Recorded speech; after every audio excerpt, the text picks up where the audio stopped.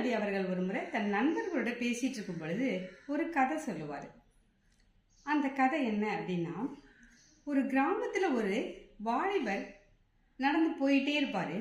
அவருக்கு ரொம்ப தாகமாக இருக்கும். சுற்றி முற்றி பார்ப்பாரு, தண்ணியே இல்லை. தண்ணிக்கான சுவடே எங்கேயுமே இருக்கிற மாதிரி தெரியல. பக்கத்தில் ஒரு கிணறு தான் இருக்கும். அந்த கிணறுல பார்த்தா அந்த கிணறுலேருந்து தண்ணி எடுக்கிறதுக்கு வாளி இருக்காது. அவர் என்ன செய்வார்னா, அந்த கிணற்றுக்குள்ளே அந்த சைடில் உள்ள அந்த கல்லுடைய இதை வச்சுட்டு இறங்கி மெதுவாக தண்ணி குடிச்சிட்டு மெதுவாக மேலே ஏறி வந்துடுவார்.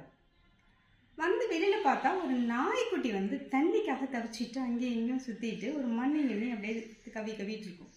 இவருக்கு ரொம்ப பாவமாக போயிடும். உடனே திரும்பவும் அந்த கிணற்றில் இறங்கி தன் கை பை இருந்துச்சுல, அதில் தண்ணி எடுத்துக்கிட்டு அதை மெதுவாக கொண்டுட்டு வந்து அந்த நாய்க்கு கொஞ்சம் கொடுப்பார். இதை பார்த்த அல்லாஹ் அந்த மனிதனுடைய பாவங்களெல்லாம் போக்கிட்டு அவருக்கு புண்ணியத்தை கொடுத்துருவாராம் அப்படின்னு சொல்லிட்டு அந்த கதையை அந்த நண்பர்களுக்கு சொல்லி முடிப்பார்.